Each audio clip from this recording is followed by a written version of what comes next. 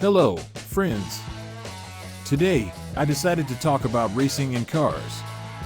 I believe there's hardly anyone on the internet who hasn't heard of Formula One. However, few know that the Ford company played a significant role in these races. It was one of the main and major engine suppliers for most racing cars until 2004, for nearly 40 years. During this time, cars equipped with these engines won a remarkable 176 races. Few also know that in the late 90s, Ford acquired one of the racing teams, naming it Jaguar.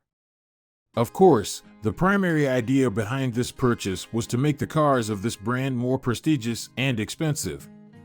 A brilliant marketing move. Later on, the team was sold to Red Bull for twice the purchase price. Jaguar cars then became the most expensive and prestigious in the world. If you've watched the movie Ford vs. Ferrari, I can assure you that the film doesn't fully capture the scale of the rivalry between Henry Ford II and Enzo Ferrari. In reality, there was much more drama than depicted in the film. The competition lasted for several years.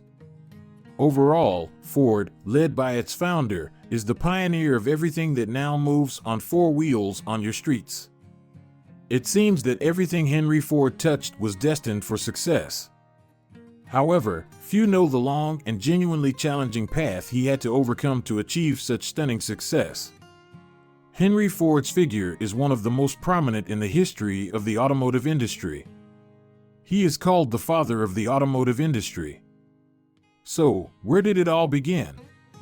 Henry was born in 1863 into a family of simple farmers of Irish descent in the state of Michigan. From an early age, he helped his father on the farm. Henry received an education that left much to be desired in a church school. His childhood was not much different from that of his peers. But around the age of 11, one of the most important events in his life occurred. His father gave him a gift, a pocket watch. Instead of admiring and boasting about it, the curious boy almost immediately disassembled it. He was interested in exploring the internal mechanism rather than what was outside. No one knows where this love for technology and mechanics came from, but it awakened in the boy from an early age. Unfortunately, the environment in which he lived and his father's beliefs did not contribute to the development of his abilities. The boy's father insisted that his son continue the family business and become a farmer. So, when Henry turned 16, filled with enthusiasm, he ran away from his parents and went in search of a better life in Detroit, a city then proud of American industry. To support himself, he worked at a wagon manufacturing plant and repaired watches in a workshop during the night shift. Working two jobs for a meager few dollars a month, the young man hardly slept. After 4 years of such a life, Henry returned home devastated and humiliated. His father just snorted, saying that it was to be expected, and then gave him 40 acres of land to make him forget about cars forever. Working in the fields, the young man managed to start a family. In 1887, he married the farmer's daughter, Clara Bryant, with whom he spent his entire life. However, throughout this time, Henry did not feel happy. His heart was drawn to technology, so after hard working days, he tinkered with various mechanisms at night. The idea that he had a different calling never left him. And it was not at all what he wanted to do. It is during those sleepless nights that Ford comes up with the idea of a grain thresher powered by gasoline. It was something entirely new. The patent for this invention is sold to Thomas Edison by the young man. With a small sum from the patent sale, he decides to make a second attempt. Henry Ford, now accompanied by his pregnant wife, returns to Detroit. Understanding that his money won't last long, and considering his wife's condition, he starts knocking on the doors of various companies in search of an engineering position. Henry faced more than 10 rejections, but didn't give up. Soon, fortune smiled upon our hero. He secured a position as a mechanical engineer in the rapidly growing lighting company owned by Thomas Edison, the same company to which he had sold his patent. Henry was such a diligent employee that he was soon promoted to chief engineer. Now, one might think, what more could he want? He had a well-paying job, a house on the outskirts, a beloved wife, and a son. But no. Even in a white shirt from work, Henry would change into dirty overalls and spend late evenings assembling his own car in his garage. It took him several years to complete his creation, a hodgepodge of various components, and in 1902, his invention was ready. After a successful test in the same year, Henry makes a remarkable move. He participates in races with his homemade car and not only defeats someone but the fastest champion in America. It was an incredible success, and the whole of America learned about it. Everyone was curious about this young genius and how he managed to create all of this. Soon, fame attracted investors, and Henry received sponsors, becoming one of the co-founders of the Detroit Motors Automotive Company. Holding a managerial position and a share in the company's stocks was a good stepping stone for the future. However, Henry Ford was soon forced to leave Detroit Motors. His working methods did not align with the other founders. The conflict arose when Henry proposed to lower the cost of car production, making them affordable for ordinary workers. This contradicted the company's policy of producing expensive toys for wealthy Americans. In 1903, Ford founded the well-known Ford Motor Company, which, as of 2019, was the third largest car manufacturer in the world. In the early years of the company's existence, Henry Ford served as the chief engineer and owned a quarter of all company shares. A few years later, he became its president. The first car factory was launched in Detroit. Initially, cars were exclusively made to order for big customers. All parts were imported, and all the workers had to do was assemble a complete and high-quality car. However, Henry was not satisfied with the time and effort the car assembly took. So, Ford decided to make cars universal, allowing anyone to assemble them in a short period. Thus, Ford aimed to, as he later put it, put the world on wheels. His idea was that a car is not a luxury but simply a means of transportation, and it should be accessible to everyone. While other manufacturers focused more on uniqueness and manual assembly, catering to the wealthy, Henry chose a different path. At that time, the concept of a car for everyone was not well understood. A mass-produced car was considered something fantastical. But why? Everyone wondered, how would we, the rich, differ from the common people? It was like having a private mass-produced plane today. In 1908, the company began producing its first affordable car under the brand Ford Model T. Within a couple of years, a new model of this car would roll off the assembly line every 10 seconds, making it the most popular and affordable in its kind. For instance, in 1909, the Ford Model T cost $850, and by 1913, it was priced at $550. By 1921, a staggering 56% of registered cars were of the Ford Model T. Not only did it break records in production, but it also surpassed the leaders of that time, such as the Volkswagen Beetle, marking a phenomenal success. By putting the world on wheels, cars became a mass phenomenon, and their own rules and requirements began to emerge. Meanwhile, Henry Ford became the world's first person to obtain a driver's license. In 1910, the company launched another plant named Highland Park. It was there, in 1913, that the world's first assembly line was implemented. Thanks to it, chassis assembly took no more than 6 hours, compared to around 13 hours without it.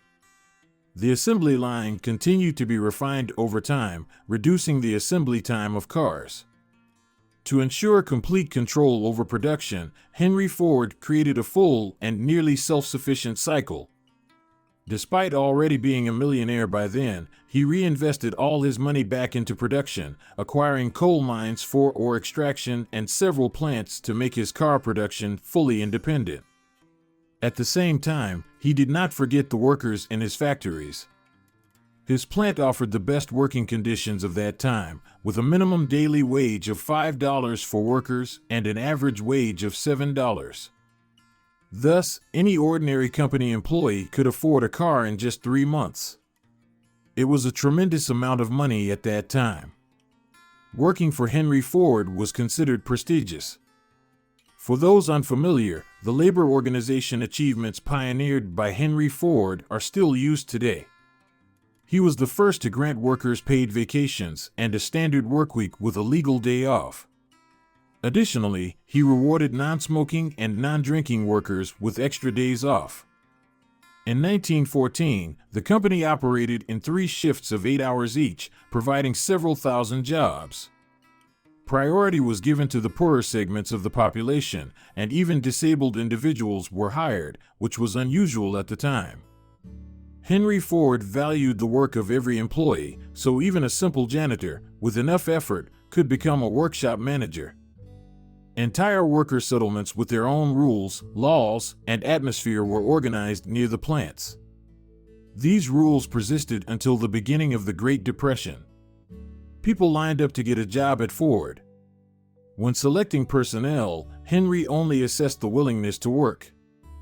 "I don't care where a man comes from, whether from prison or Harvard, we hire a man, not his history," Henry often said. There were no issues with employee turnover, although discipline at the factory was strict. "Time does not like to be wasted," said Ford, who did not allow anyone, not even himself, to slack off. He believed that only 2 incentives make people work: the thirst for wages and the fear of losing them. During World War I, Ford's factories directly worked on military orders. The paradox was that Henry Ford, a lifelong advocate of peace, opposed any military actions and events, but circumstances unfolded differently.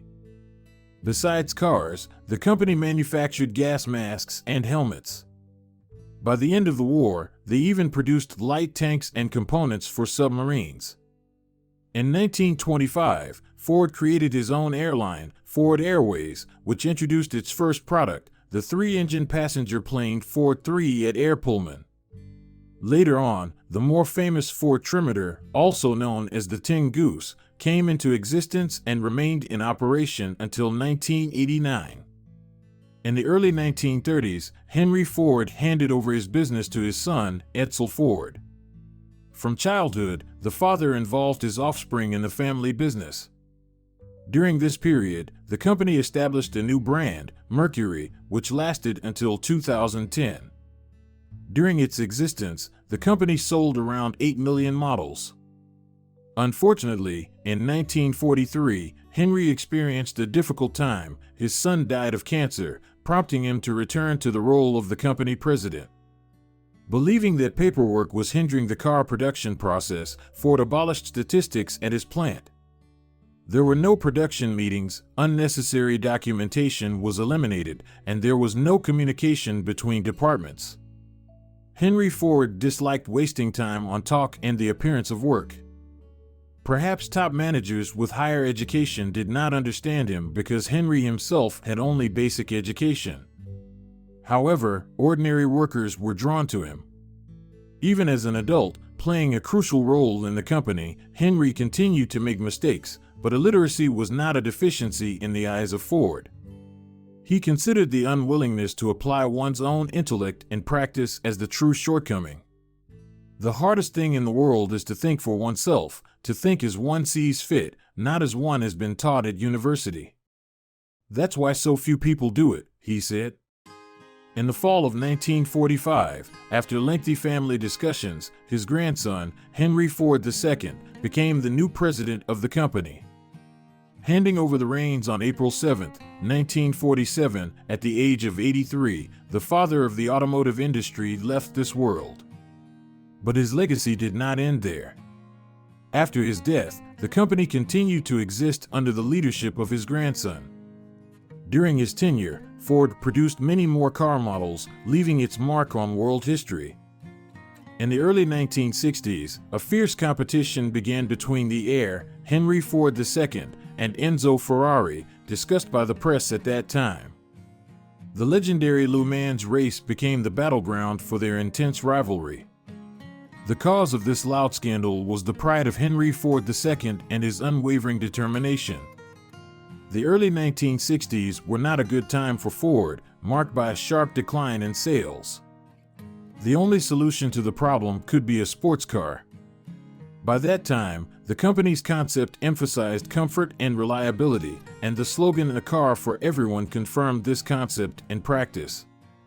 However, sooner or later, everything had to change. In 1963, Henry Ford II faced a crucial mission. He had to become the owner of Enzo Ferrari's company, another well-known car manufacturer specializing in sports cars.